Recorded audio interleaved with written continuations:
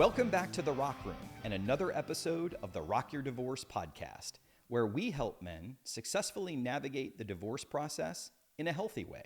I'm your host, Stephen Valente. If you're like me, you may be struggling with the concept of prayer. You may ask yourself, what should I pray? Or when should I pray? Or even, how should I be praying?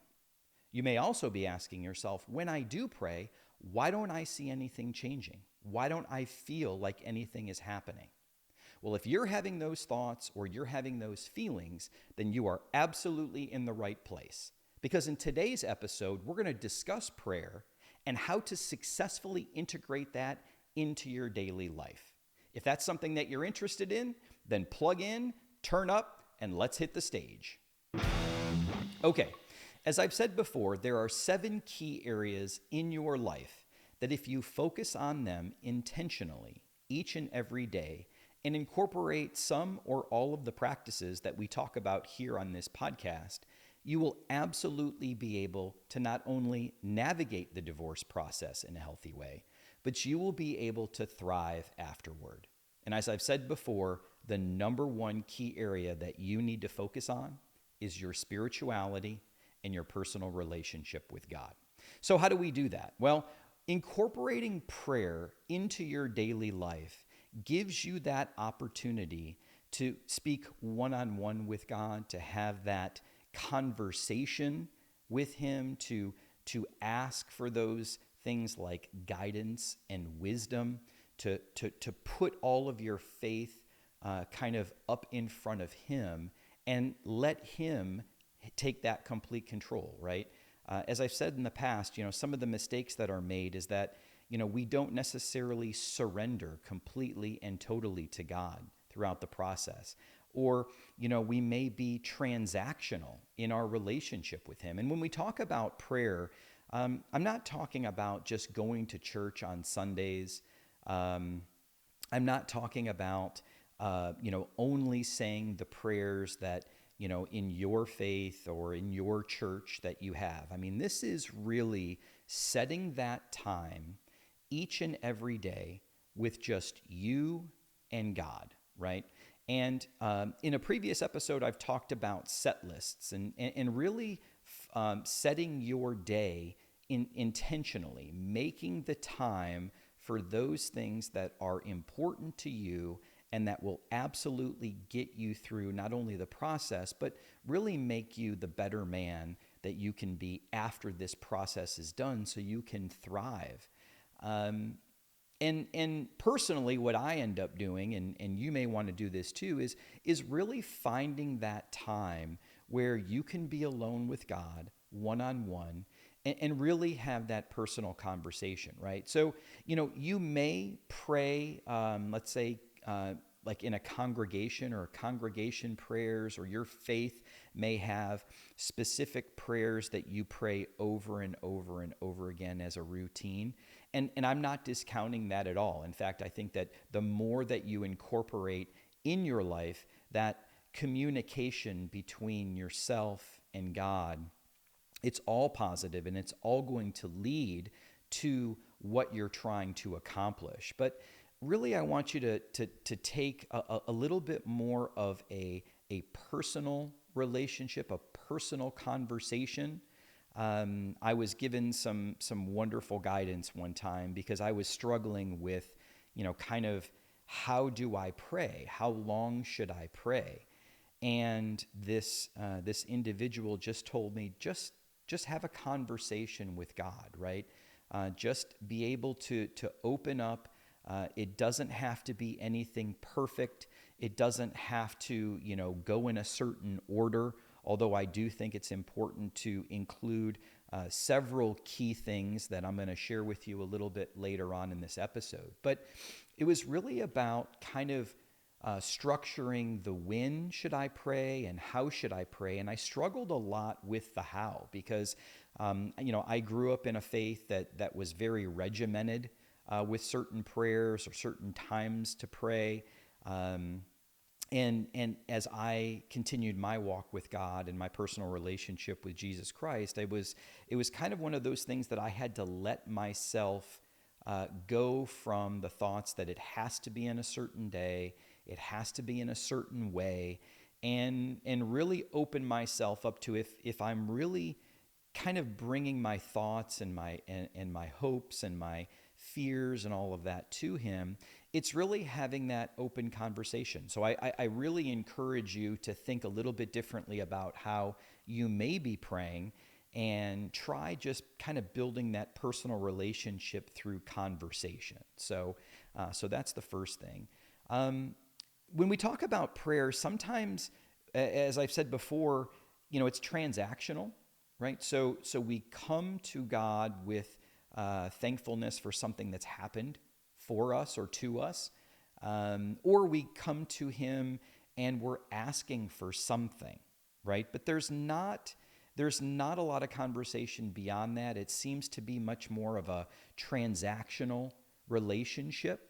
And I encourage you to start looking at your daily conversations with God about not only what you're going through and what's happening to yourself, to your children, to your family, praying through this divorce process. And some of those things that we're talking about, just, kind of have that conversation with him and give him the opportunity to hear your thoughts, your hopes, your dreams, your fears, maybe some anxieties or doubts, right? And placing that and surrendering complete and total control in that conversation, right? So I think that's very intentional. And the intentionality part of it kind of goes around with this concept of passive faith. You might have heard the concept of passive faith, where even those that are believers in God and may even pray say, well, I've prayed about it, so I'm just going to kind of let it be. And whereas I do believe that there are some parts of that concept of you've prayed, you've put your faith in God, and it's in God's hands and you're letting it go, there are a lot of things that you have to be intentional about too. The old adage is success isn't accidental, right? So if you want to be successful and you want to accomplish things in your life, it's not as if you can just hope and pray that it happens and do nothing about it, right? So in my relationship with God and what I found that worked is, yes, I'm sharing, my hopes and my dreams and my fears and my doubts, maybe what I'm anxious about and all of that. But at the same time too, I have to also, there's a piece of me that has to step forward and do my part so that God can do his part, right? It's a mutual relationship, right? It's not just throwing it out there and hoping for the best, or throwing it out there and waiting for something to happen. So I think intentionality and not wanting it to be like it accidentally happened is something how to do that, right? So it means building that personal relationship and having that conversation with God. And so as I learned how to pray and what to pray and why to pray and really try to incorporate it into my daily life, which happens sometimes in the mornings. As I've said before, I have my quiet times in the morning. Sometimes that deals with prayer. Sometimes that's gratitude journaling. We're going to talk about journaling in a future episode. But what I've also found is that I've incorporated prayer into my cardiovascular and daily walks. So when I'm alone and when I'm kind of by myself and I'm working out, there are times when I may do things like listen to podcasts, or I may listen to other forms of music or sounds. But I think that one of the things that's worked well for me is while I'm out there, especially outside in nature, I really feel more of a connection to have that conversation, right? And this again is it's nothing formal. It's nothing where I have to prepare a certain prayer and do that, although I do find myself getting into rhythms. I might get myself into routines in prayer, and I'm going to share those kind of with you in a little bit here. But it's really about just making that time and doing it when you feel that you are most connected to God and are ready to have that. So that's one thing. The other thing too is I really try to understand, the concept of prayer really spoke to me more on the music end and the visual of music. So let's kind of compare the idea of prayer and the concept of prayer with music and with songs and all of that. And I think it's a good visual, right? It's a good example of, both music and prayer. They channel feelings, they channel emotions. When you're writing a song, or you're playing an instrument, or whatever it is, you kind of have that connection to whatever you're trying to convey. And I think that when you think about your prayer and in your daily prayer life, prayer is kind of like learning an instrument, right? So if you're new to prayer, or if you've been praying for a while but you don't feel like it's really giving you what you're looking for, I encourage you to look at it as playing an instrument, right? So it's practice, it's routine, it's doing those things over and over and over again that builds that confidence that you have. It builds your strength in what you're trying to pray about, or when you're trying to pray. So again, if you look at your daily set list and your agenda, and you're finding the same time every day to take that time out, no matter how long it is. It could be 10 minutes. It could be 30 minutes with God, right? It's making that time. It's that practice. It's that repetition, right? The same with learning an instrument, right? The same with learning an instrument is the more that I play this, the more that I strengthen my knowledge of the instrument and, being able to play, the better I'm going to be at it. So I encourage you, don't get down on yourself, give yourself some grace, especially if you haven't been one to pray regularly. So that's one concept of it. I've talked about repeated patterns. I'm going to share with you some of the structures that I feel like work for me, right? It kind of keeps me going. So I'll do that here in a few minutes. But I think it's the repeating patterns of songs. You talk about riffs. You talk about the structures of songs and music and how it has a flow. It has a rhythm, right? And I think that, as you get better in your daily prayer life and you feel more confident with what's going on and how you're praying and what you're praying, I think that has a lot to do with it as well. It's building that confidence, that spiritual confidence that you have as a foundation in your life. I think the other thing too that you have to really think about is, prayer is devotion, and prayer is commitment. So when you take a step back and you look at your spiritual life, and you look at that as the foundation of how you're living your life, not only through the divorce, but more importantly, after you make it through, you have this foundation of prayer. You have this foundation of faith that you're going to each and every day, right? And yes, it's spiritual, but it has a lot of, it affects some of the other aspects of your life, some of the other key areas of your life, mentally, emotionally, right?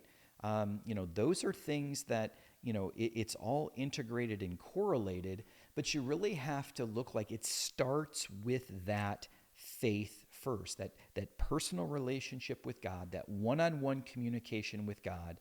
And you're building that foundation through devotion. You're building that foundation through your commitment to the practice of prayer, to the practice of having that conversation with God each and every day.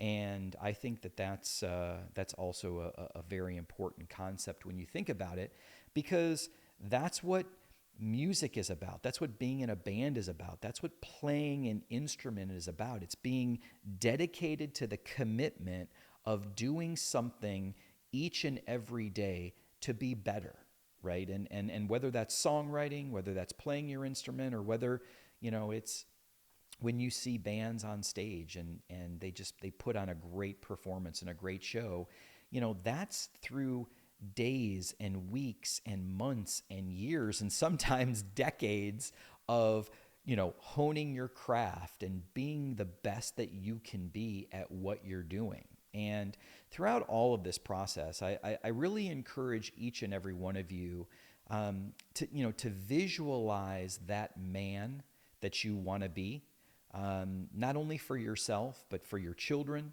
for your friends and your family, for your employer, or if you own a business, for your employees.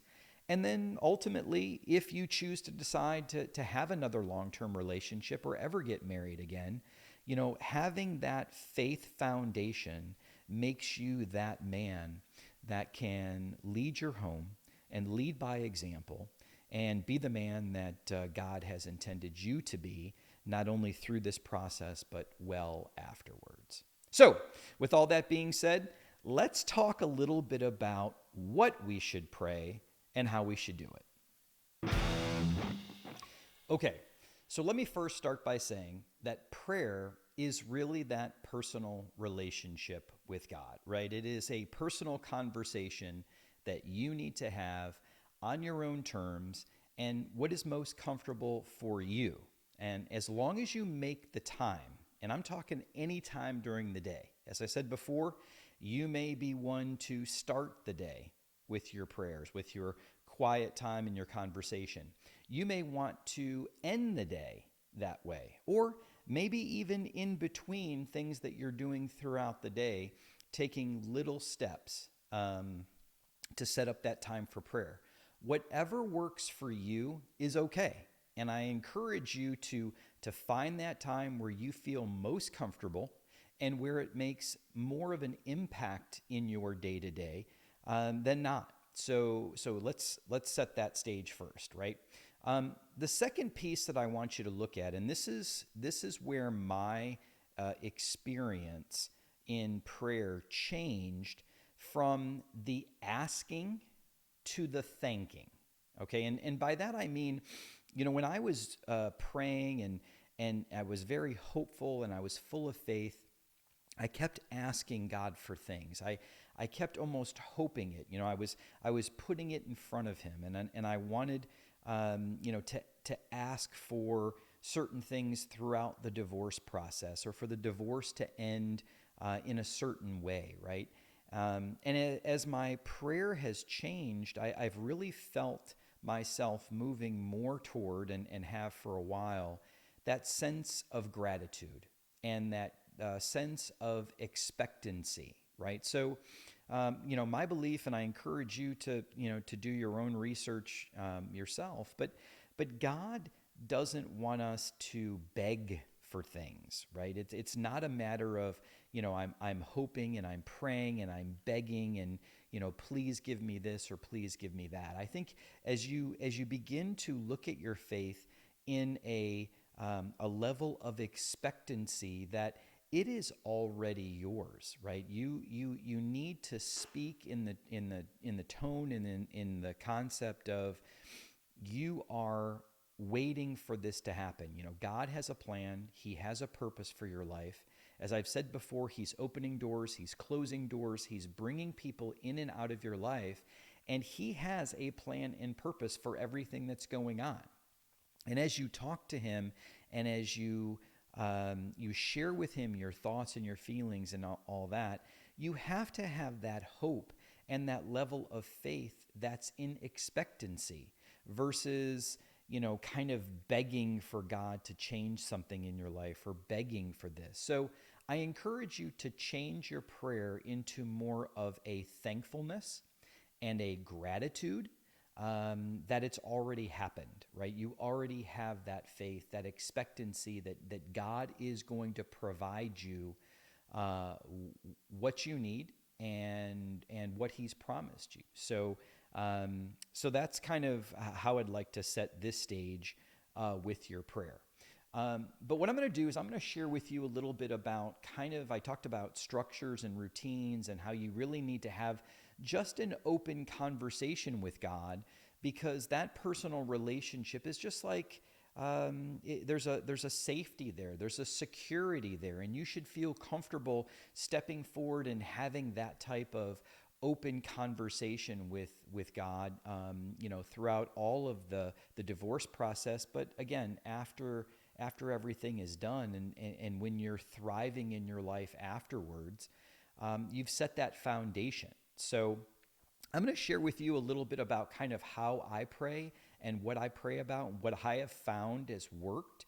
And the first piece is the gratitude. When I open my prayers and I, first start to speak to God, I am so thankful. I'm so humbly grateful and thankful for who I am, what I have, where I am in my life.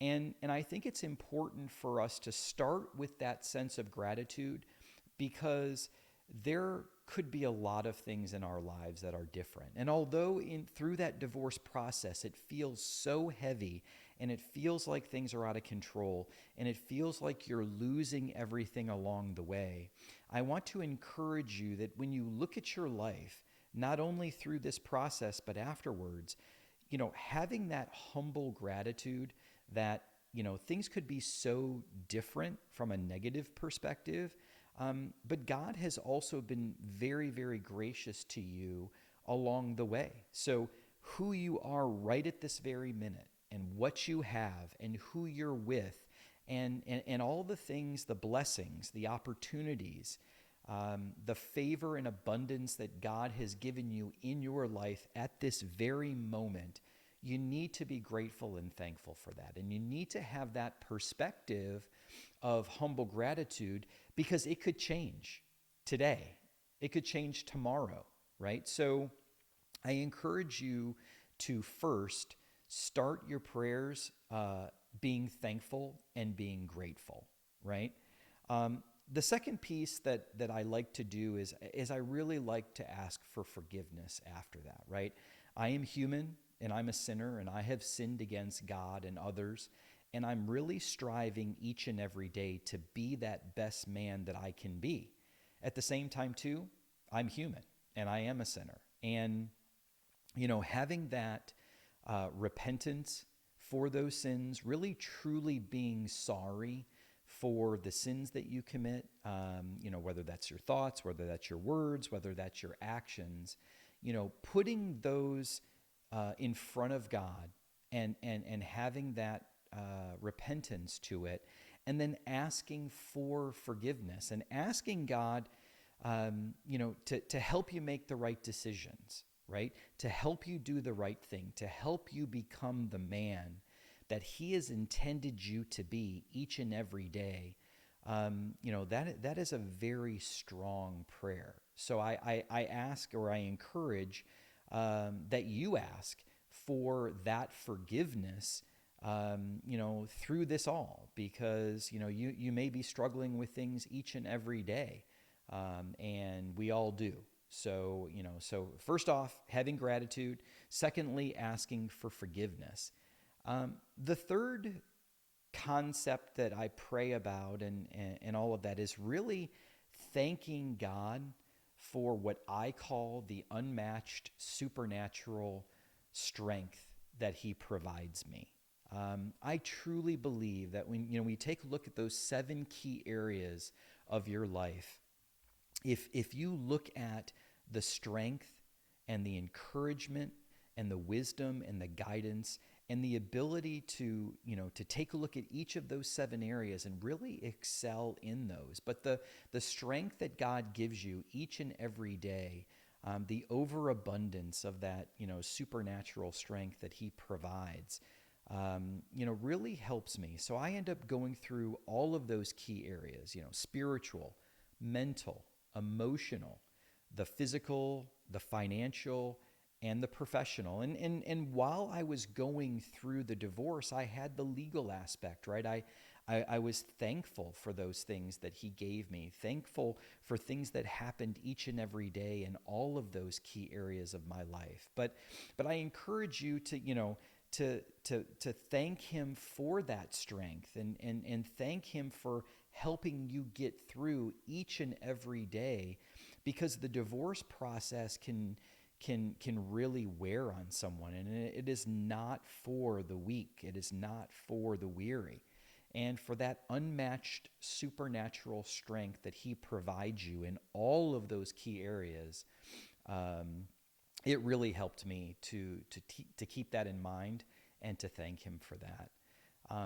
The other thing that I did, and I encourage you to do some research on your own, but I really found that, God promised a lot of things to me throughout my journey, the divorce journey, and even afterwards. And I won't share all of those with you because those are personal between myself and God.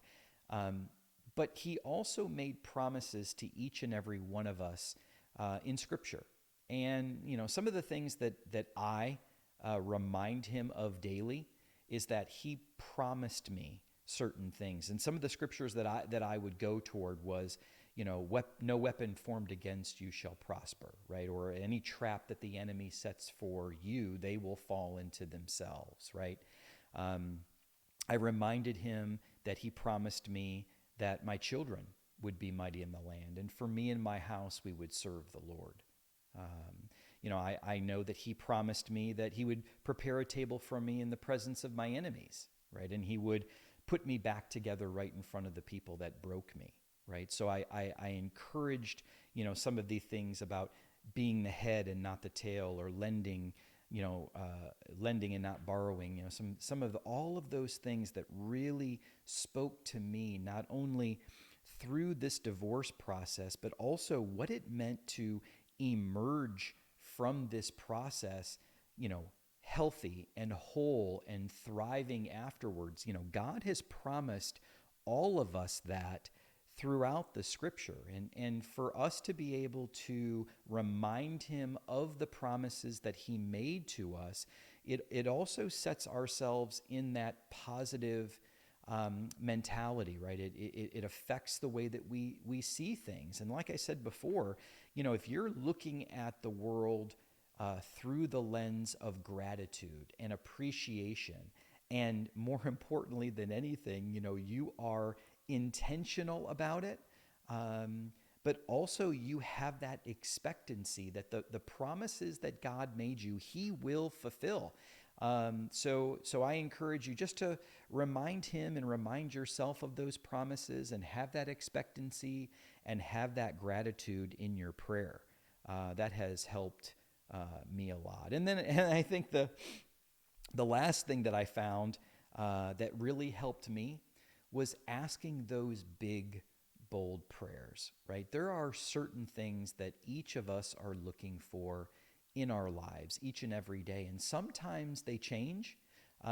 Sometimes they're related to what's going on in our day to day, or, maybe throughout the process, or maybe you're expecting something, whether it's, from your professional life or from the legal battles that you're going to be going through. I think it's having that conversation and really asking for what lies in your heart, what lies in your soul. God knows, those wishes that you have in your heart. He knows all the things that you're hoping and wanting and praying for. So I encourage you to be very deliberate with these big, bold prayers. Be very intentional with what you're asking for. Ask for them in a level of expectancy and with gratitude, and thank him for what's coming, and instead of, just kind of throwing it out there and hoping that it happens. I think it's all about the expectancy and being deliberate about that. So again, recap, be thankful, thank him for the strength that he has, remind him of the promises that he made you, and ask those big, bold prayers out there. So with that said, I want to thank everyone today for watching.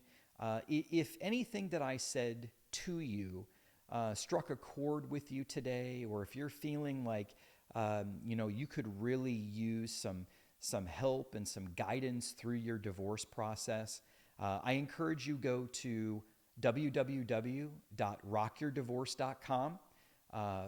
Fill out the form, schedule a 30-minute call with me, because I know that I can help you throughout this process. I can help you navigate the divorce process in a healthy way. Also, if you would, please like and share this podcast with other men out there that you believe that could do a lot of good by hearing its message or some of the learnings that we're going to talk about throughout this podcast. So if you could do that, that would be extremely helpful. And also, I encourage you to go out and, share what you're learning with other men that may be going through that same process, right? We're not alone. So I encourage you to do that. That's it for today's episode. I look forward to seeing you again here in the Rock Room for another episode of the Rock Your Divorce podcast.